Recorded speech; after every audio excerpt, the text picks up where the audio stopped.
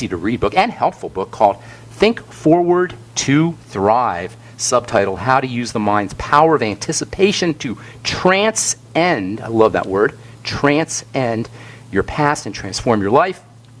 Please welcome to the bright side Dr. Janice Vilhauer. What's up, Dr. Vilhauer? Good morning. Hi, good morning. Thank you so much for having me here. Thank you for being here. Love the book. Let's get cut right to the chase. What is future-directed therapy, and how does it, in your opinion, differ from ordinary psychotherapy, the law of attraction, positive thinking, and all the other zillions of self-help strategies and concepts and resources that people have available to them? That's a very big question. So future-directed therapy is basically, I should say initially it was a treatment that I developed for major depressive disorders. So it came out of work that I was doing with a lot of people who had depression, and I was really noticing that there was a very big difference between people that seemed to be able to get better and those that didn't. And it always seemed that the ones that were getting better were able to focus on a goal, to identify something that they wanted to work towards. And in that process, that's when you would see the symptoms really starting to lift and you would see them moving towards well-being. So I wanted to really understand what was happening.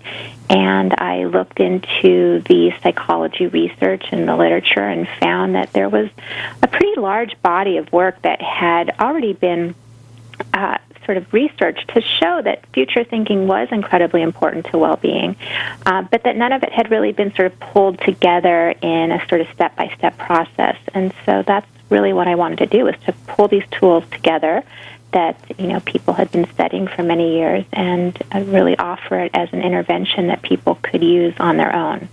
Now, future thinking, that makes sense. We think about the future. We always have wishes and aspirations and desires about the future, but the problem is we bring the past into the future, correct?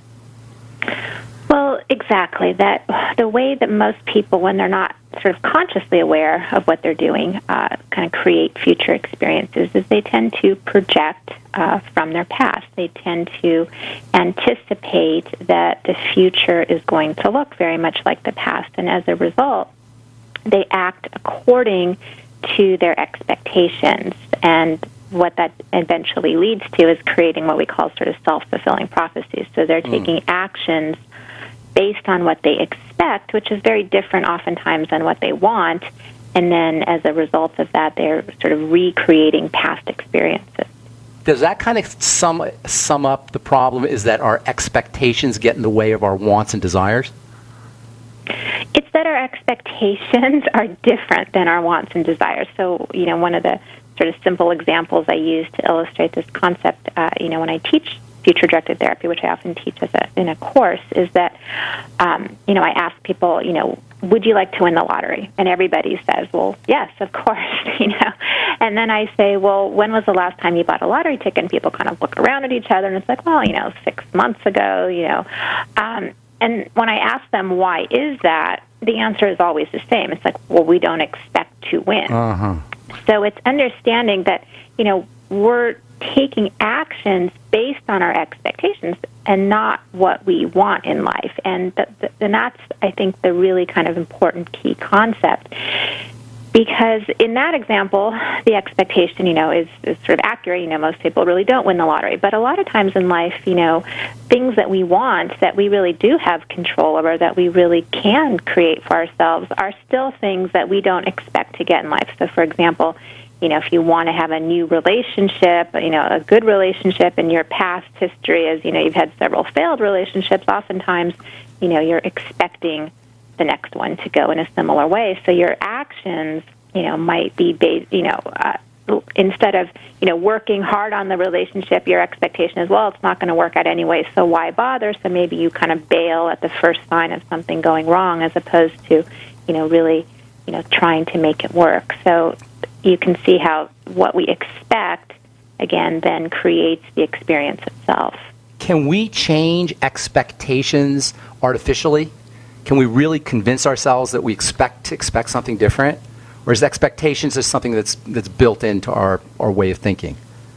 Well, that's a large part of the process in future-directed therapy, is really teaching people how to begin to change their expectations, because their expectations are really based on experience. But what we also know is that oftentimes when people are sort of thinking about a certain event in their future that they want, they're selectively pulling from things that have happened in the past as opposed to sort of the whole picture. So oftentimes they have this sort of selective filter around the negative experiences, and that's really what they're seeing as opposed to, the whole picture. So for most people, even if they've had several past failed relationships, they've also had successes during those relationships. There are things that they have done right, things that have gone well for them.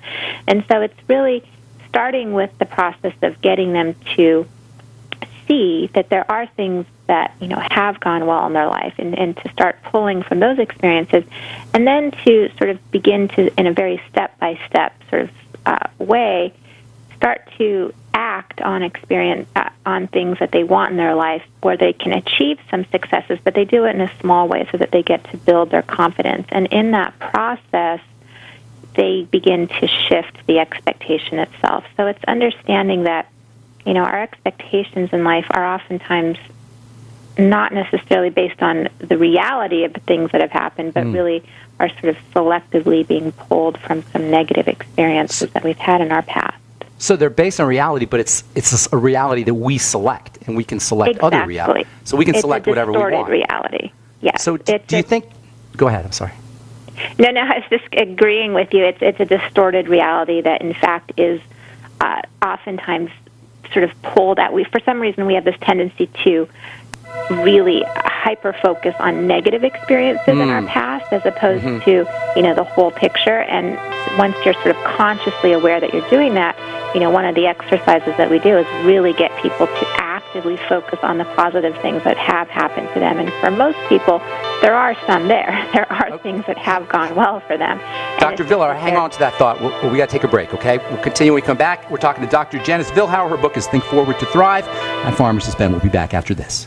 A little over a year ago, I began to do a lot of research into why, even though I had a pretty good-sized meal, that I was still starving. And my research led me to a well-known fact that most of the soils that we grow our crops on here in the United States and across the industrialized world are almost completely depleted of almost all of the key minerals and trace elements that our bodies need to rebuild themselves, fight off cancer, and be healthy. I then searched out the best vitamin and mineral company out there and discovered Youngevity. The Youngevity products are designed to give you the real nutrition you need, and once you've got that, you don't have to eat as much to be satisfied. I've lost 37 pounds in 2 months, simply getting the vitamins and minerals I need. Check it out for yourself. It's incredible. Go to InfoWarsTeam.com today and order your first canister of Beyond Tangy Tangerine Complete Multivitamin Mineral Complex Dietary Supplement. That's InfoWarsTeam.com. So we decided to upgrade the look of our home. Improve the curb appeal. We decided to add the look of stone to the exterior. We really like the stacked stone look. Yeah, but when I checked into the price, it was ridiculous. No way could we afford it. Then a friend told me about Genstone. Genstone. Genstone comes in lightweight panels made of polyurethane. They've actually engineered the hassle out of installation. No mortar, no mesh. It was easy. Even I could do it. We just screwed the panels to the wall and it looks like stone. I mean, it really looks like stone. Yeah, from the box to the wall in minutes. We love the look of our home now. And Genstone is durable, comes with a 25-year warranty, and offers additional R value for insulation. If you want the look of stone at a price you can afford, call Genstone at 855-955-STONE. Trust me, you'll save money. And you'll love the look. 855-955-STONE. That's 855-955-7866. What good is a Big Berkey water filter? We get that question a lot here at BigBerkeyWaterFilters.com. And in a word, the answer is protection. Protection from water main breaks, E. coli contamination, environmental chemical spills, pesticide runoff, chlorine taste and smell, and all forms of fluoride. Plus, Big Berkey water filters are the original gravity water filter system and most trusted on the market for a reason. Tested by multiple independent NSF EPA certified labs, they are the gold standard in water purification. At only 1.7 cents a gallon, a single set of filters filters can last for 5 to 10 years. That means big savings. Big Berkey, the one that's powerful enough to purify stagnant pond water. Get a Big Berkey today at BigBerkeyWaterFilters.com. GCN listeners receive 5% off all ceramic filter systems. Visit our website or call 1-877-99-BERKEY. That's 877-99-BERKEY. Big Berkey Water Filters, for the love of clean water. The CDC just announced flu vaccines may have the wrong strain of flu virus. You may not be protected. Whatever your lifestyle, your immune system is critical, and Immudyne provides your immune support. Doctor recommended, stimulant-free, and not found in pharmacies. Go to Immudyne.com to find out more or to place an order, or call 866-257-8668. That's IMMUDYNE.com or 866-257-8668. Remember, Immudyne is key support for your immune system. Hi, this is Larry Smith. Sometimes bad things happen to good people, like when the jeweler ruined my ring and wouldn't do anything about it. But when my Legal Shield attorney called him and told him what my rights were, I received a check for over $2,100. Worry less and live more with lsprotection.com. That's lsprotection.com, or call 855-340-SAVE. Again, 855-340-7283. Results will vary from case to case. Great minds think alike. The network for the independent-minded. The Genesis Communications Network. GCN. Okay, we are back on the bright side. I'm Pharmacist Ben. We're talking to Janice Vilhauer, Dr. Janice Vilhauer, about her book, Think Forward to Thrive. Hey, Dr. Vilhauer. So, you there, ma'am? Yes. You there, Doc? Yes. Okay, good. So a lot of this, a lot of what you're talking about kind of hinges on the ability to control our thoughts, correct?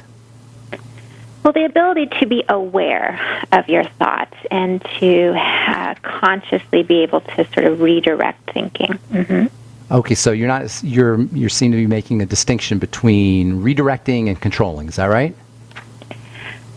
Well, I would say that they're probably the same thing. Yes. Okay. Yes. Okay. So there's an element to your theory here. There's an element of controlling thought. That's what I'm trying to get at. Is that right? That our thoughts have a certain power, and the ability to direct them, as you say, or as I'm saying, control them, impacts how effective we're going to be when it comes to thinking forward as opposed to thinking in the past. And my question to you is, isn't the survival imperative, the need to protect ourselves, doesn't that always trump the desire to thrive or the desire to be better? Well, I think that we oftentimes want to protect ourselves from negative things happening in the future if they have happened to us in the past. But I think it's really important that people begin to have this conscious awareness that nothing in the future has happened yet, and that, if some of the fear is coming from this lack of awareness of understanding why things have gone a certain way for them in the past, knowing that they can do something different, knowing that that there is a process by which they can successfully create future experiences for themselves. So a lot of the fear is about not knowing how to do it differently. So in other words, just knowing that there's a possibility that you can think differently, that you have there is an aspect of control that you have over how things develop. Just knowing that is powerful. Is that what you're saying? Exactly. And that's one of the things that I've seen be so transformative for people, is that as they're beginning to learn this material and they start to see, how it all works, and the light bulbs start to go off in their head, they get really excited. They lose the fear. They start to see, wow, there's not as much to be afraid of as they sort of thought in the first place. They don't have to continue to recreate past experiences. There is, a process by which they can begin to make changes that is very effective, and it's not as difficult as, people imagine it to be. Okay, one of the most powerful ideas, I think, when it comes to what I'm, for lack of a better term, self-help or achieving what you want to achieve, one of the most powerful ideas, for better or worse, is the idea that we have a limited attention span, that we can only think one thought at a time. Tell me how, you have a chapter called The Value of Your Thoughts where you kind of address this a little bit. Tell us a little bit about how this, for better or worse, aspect of our thinking behavior, that we can only think one thought at a time, how does that play into what you're talking about, thinking forward to thrive? Well, I think attention regulation, which is what you're talking about, is something that is highly underutilized in the field of psychology, and it's so important that our attention creates our experience. So because we can only sort of think one thought at a time, whatever it is that we're focused on